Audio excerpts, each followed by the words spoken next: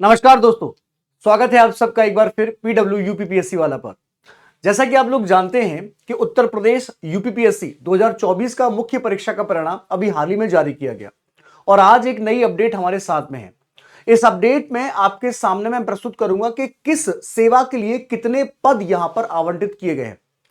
जैसा कि आप लोग जानते हैं कि सूचना का अधिकार अधिनियम 2005 उसके तहत आप सरकार से या सरकारी जो निकाय होते हैं उनसे सूचना प्राप्त कर सकते हैं और ऐसा ही कुछ यहां पर एक अभ्यर्थी के द्वारा किया गया जिसमें यहां पर जितने भी सरकारी सेवाएं हैं उनमें कितने पद हैं ये हमको यहां पर आज देखने को मिलेगा।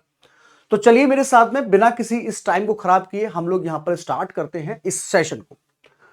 जैसा कि आप लोग मेरे पीछे देख पा रहे होंगे, सूचना का अधिकार अधिनियम 2005, ये अभ्यर्थी हैं श्री आयुष मित्तल, इनके द्वारा ये जानकारी मांगी गई कि यहां पर जो 2024 की परीक्षा है इसमें कितने पद जो हैं वो यहां पर निर्धारित हैं किस सेवा के अधीन, और एक एक पद के लिए यहां पर जो पदों की संख्या है उनको भी यहां पर दर्शाया गया है। तो चलिए हम लोग यहां पर बात कर लेते हैं। अच्छा, यहां पर एक अच्छी बात यह भी है कि आयोग के द्वारा जो सेवा है उसमें क्या आपकी योग्यता है और क्या आपकी सैलरी जो है यानी कि वेतनमान जो है वो क्या रहेगा, ये भी आपके साथ में यहां पर साझा कर दिया है।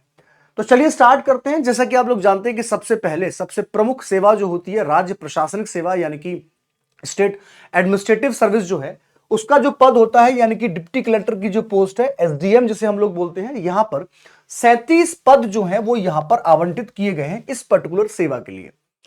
इसके बाद में जो दूसरी प्रमुख सेवा हमारे पास में होती है पुलिस सेवा, राज्य पुलिस सेवा, जिसमें पुलिस उपाधीक्षक गृह पुलिस सेवा यानी कि जो डीएसपी की पोस्ट है डिप्टी सुपरिटेंडेंट ऑफ पुलिस जो है उसके लिए भी यहां पर 17 पदों को यहां पर निर्धारित किया गया है।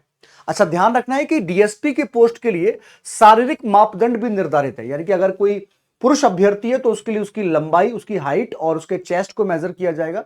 अगर कोई महिला अभ्यर्थी है तो उसकी हाइट को यहां पर मेजर किया जाएगा।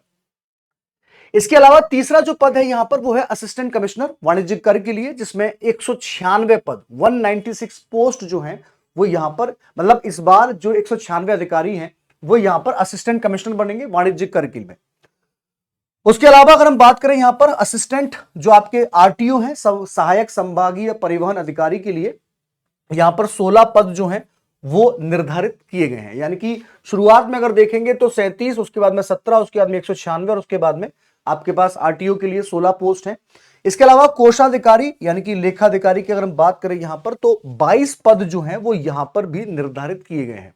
तो शुरुआत में 4-5 इंफॉर्मेशन जो हमारे पास में है। इसके अलावा अगर देखा जाए तो जिला कमांडेंट होमगार्ड के लिए यहां पर 2 पद निर्धारित किए गए हैं। 2 पद यानी कि इस बार जो अभ्यर्थी हैं वो 2 ऐसे व्यक्ति होंगे जो यहां पर जिला कमांडेंट बनेंगे होमगार्ड में। उसके अलावा अधीक्षक कारागार जो जेल प्रशासन है आपका, इसमें आप लोग 1 पद आपको निर्धारित किया गया है। सहायक आयुक्त उद्योग जो सूक्ष्म एवं मध्यम उद्योग जो होते हैं उनके लिए भी यहां पर 18 पद जो हैं उनको निर्धारित किया गया है। 18 पद आपके इस पर्टिकुलर पोस्ट के लिए यहां पर रहने वाले हैं। लगभग 20-22 के आसपास आपको यहां पर सेवाएं जो है वो यहां पर शामिल की गई हैं। अगला हमारे पास में है कार्य अधिकारी, पंचायती राज डिपार्टमेंट में इसमें शामिल किया गया। टोटल पदों की संख्या जो है वो यहां पर 23 निर्धारित की गई है, यानी कि 23 पोस्ट आपको पंचायती राज डिपार्टमेंट में है। उसके बाद में है खंड विकास अधिकारी यानी कि ब्लॉक डेवलपमेंट ऑफिसर जो है, इसके 72 पद आपको यहां पर मिलेंगे, यानी कि 72 लोग जो है इस बार बीडीओ का पद यहां पर प्राप्त करेंगे। उसके अलावा जिला समाज कल्याण अधिकारी, जिला समाज कल्याण अधिकारी विकास में भी यहां पर अगर देखा जाए तो 9 पद जो हैं उनको यहां पर निर्धारित किया गया है। अच्छा, एक सबसे महत्वपूर्ण बात यह है कि जो भी पद है उसकी योग्यता जो है यानी कि उसकी अर्हताएं जो हैं वो यहां पर निर्धारित की गई है। क्या यहां पर अनिवार्य होना चाहिए और क्या यहां पर अधिमानी होना चाहिए, यानी कि वो भी आपके पास में होंगी तो आपको बेनिफिट जो है वो मिल सकता है। इसके अलावा जिला अल्पसंख्यक कल्याण अधिकारी के लिए 1 पद जो है वो यहां पर लोक सेवा आयोग के द्वारा निर्धारित किया गया है। इसके अलावा जिला पिछड़ा वर्ग कल्याण अधिकारी जिसमें आपके टोटल 5 पद जो हैं वो यहां पर निर्धारित हैं। इसके अलावा वाणिज्य कर अधिकारी है ना, वाणिज्य कर अधिकारी की हम बात करेंगे तो यहां पर 142 पद यानी कि 142 लोग जो हैं वो इस बार वाणिज्य कर अधिकारी बनेंगे।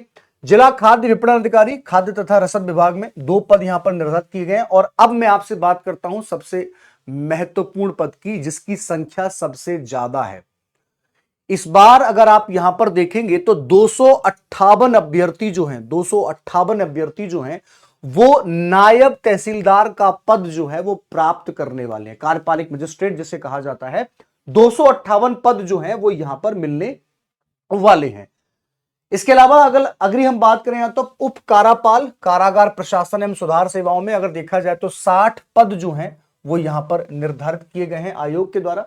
उप निबंधक, निबंधन विभाग में आपके पास में 40 पद हैं, ठीक है। इसमें विधि स्नातक के साथ देवनागरी लिपि का, लिखित हिंदी का कार्य साधक ज्ञान जो है वो भी आपके पास में होना चाहिए, विधि स्नातक, ध्यान रखना, है ना।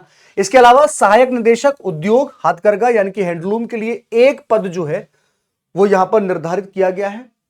उसके अलावा कृषि सेवाएं जो है आपके राज्य में, इसमें 3 पद जो है वो यहां पर निर्धारित किए गए। उसमें लिखा गया कि गणित या गणितीय सांख्यिकी या सांख्यिकी कृषि सांख्यिकी में स्नातकोत्तर उपाधि या फिर सरकार द्वारा उसके समकक्ष मान्यता प्राप्त हुई अर्हता जो है वो आपके पास में होना चाहिए, ऐसा यहां पर निर्धारित कर दिया गया है।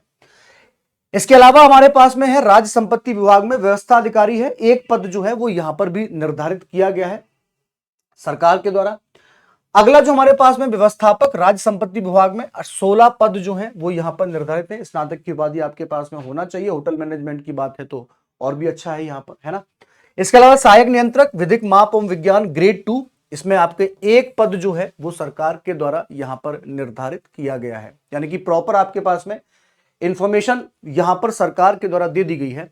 और उसके बाद जो हमारे पास में पद है जिला दिव्यांग जन सशक्तिकरण अधिकारी, यानी कि जो दिव्यांग जन है उनके सशक्तिकरण के लिए, जैसा कि आप लोग जानते हैं कि राज्य का उद्देश्य होता है कि लोक कल्याणकारी राज्य की स्थापना की जाए, पब्लिक वेलफेयर स्टेट यहां पर बनाया जाए, और उसके लिए भी यहां पर 4 पद जो हैं वो राज्य सरकार के द्वारा यहां पर निर्धारित किए गए। उत्तर प्रदेश लोक सेवा आयोग के द्वारा इनकी भर्ती जो है वो यहां पर की जाएगी और कुल पदों की संख्या जो है वो यहां पर 947 है। 947 पोस्ट जो है वो आपको यहां पर देखने को मिलेगी। अब ये बात अपने माइंड में आप सेट कर लीजिए कि जिस तरीके से अभी रिसेंटली जो रिजल्ट आया है, और अभी हाँ इंपोर्टेंट इंफॉर्मेशन ये है कि इंटरव्यू की डेट जो है वो भी निर्धारित की गई। 16 फरवरी से आपके इंटरव्यू जो है वो भी होने वाले हैं।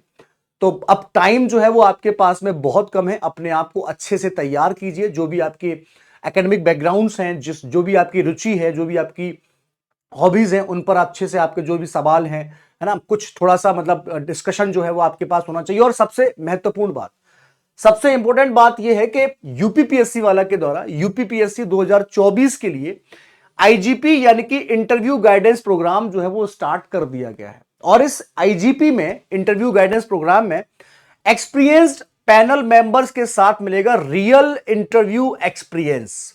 मतलब जैसा अनुभव आप वहां वास्तविकता में लेंगे, ठीक वैसा ही अनुभव जो है वहां पर आपको एक्सपीरियंस पैनल मेंबर्स के साथ में आपको यहां पर पीडब्ल्यू यूपीपीएससी वाला पर मिलने वाला है।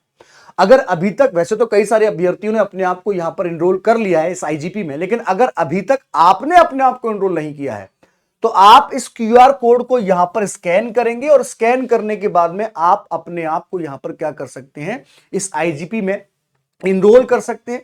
अदरवाइज इस वीडियो के सेक्शन में आपको यहां पर गूगल फॉर्म मिल जाएगा। उस गूगल फॉर्म को आप यहां पर फिल कर सकते हैं और अपनी डिटेल को फिल करके आप इस आईजीपी में अपने आप को शामिल कर सकते हैं और अपनी तैयारी को। देखो, मौका जो है ना, सबसे पहले तो मैं आप सबको मतलब ये कहना चाहूंगा कि आपने वो कर दिखाया जिसके लिए लाखों अभ्यर्थी इंतजार करते हैं, वो एक मौके की तलाश में रहते हैं।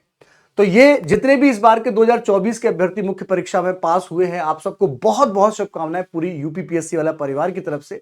लेकिन अब ये मौका चूकने नहीं देना है और इसीलिए मैं आपको ये सलाह देना चाहता हूं, ये मैं आपको एडवाइस देना चाहता हूं कि आप हमारे इस आईजीपी प्रोग्राम में जरूर अपने आप को एनरोल करें और एक रियल टाइम एक्सपीरियंस जो है वो आप फील कर सकते हैं, जिससे आपकी तैयारी जो है वो और ज्यादा मजबूत होगी। क्या गलतियां हैं, क्या पहनना चाहिए, कैसे चलना चाहिए, कैसे जवाब देना चाहिए, आपका बॉडी लैंग्वेज जो है कैसा होना चाहिए, फेस एक्सप्रेशन कैसा होना चाहिए, वो तमाम सारी बातें जो है वो आपको यहां पर सिखाई जाएंगी, समझाई जाएंगी और बताई जाएंगी।